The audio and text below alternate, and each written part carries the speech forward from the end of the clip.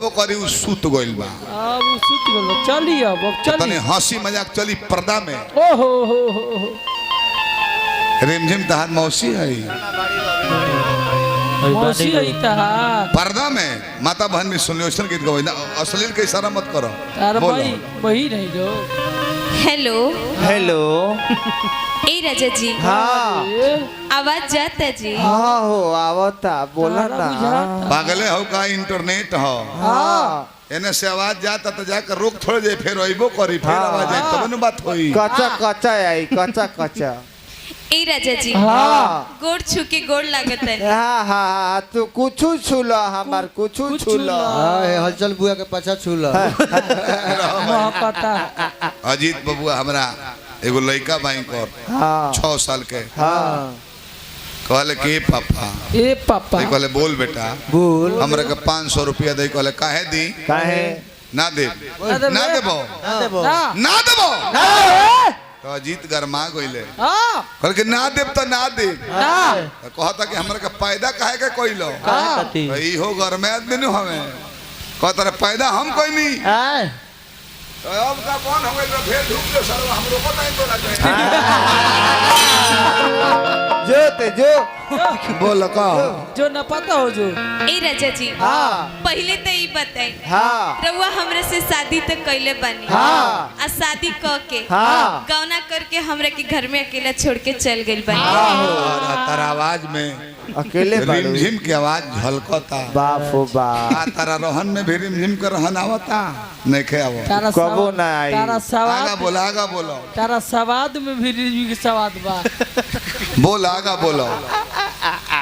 बोलो बोला खत्म बा ए राजा जी हाँ रउआ काहे परदेस से रहत नहीं हाँ कुछ रुपया पैसा खातिर नो हाँ। हमरा रुपया पैसा ना चाहिए हाँ हमरा सोना चांदी भी ना चाहिए रह भाई का चाहिए मैंने देखा था नहीं कन्हैया जी जन्म लेके सुतल बानी के पूछे वाला नहीं के वहां के खीरा फाटी उल का ए राजा जी हाँ। हमरा रुपया पैसा ना चाहिए का चाहिए हमरा सोना चांदी भी ना चाहिए का चाहिए रउआ हमरा आँखी के सोझा रहे हाँ हमर कुल सिंगापुर बे राजा जी ओ यही से बंगाल भागता रहते इतना धर्म सती मेहरारू तो हम जीवन में देख रहे हैं बोल आगा बोलो बहुत है कि सिंगार बुरा बा ए राजा जी हाँ राउर वेट करत देखी ना पूरा साल तो बीत जाता हाँ अब देखी ना छठ आवे वाला बा सोचा तनी रउआ घरे आ जाए हाँ 4 साल से रउआ घरे नहीं खियाई हाँ खियाई हाँ आ जाए संगई कोसी भरल जाए अच्छा। संगई घाटे जाइल जाए हाँ। संगई अर्घा दियल जाए हाँ। आ संगई पारण कइल जाए अधूरा अधूरा बात मत बोलो कहते समय कोसी भराई घाटे जोती अर्घा दीती दीपक भैया कहते कि समय पारना कइल जाई सब कह देलू हो ई ना कहल हो कि बाद में दुगो ठेकुआ तनी ऊख चिब लीती 2-4 पुण ले हम ही ना बतौलू बाद में केरा खैती उहो होई वही देखी होली बीत गई चैत बीत गई अब देखी हई भादो के पसीना वाला दिन आ गई मुरली फूका भादो के पसीना में का होता बोलो ए राजा जी जानते नहीं एक गर्मी के दिन में का होता जब जब पानी के झीसा हमरा पे पड़ता नु जैसे जैसे चोली पार होता वैसे वैसे हमर रोआ खाड़ हो जाता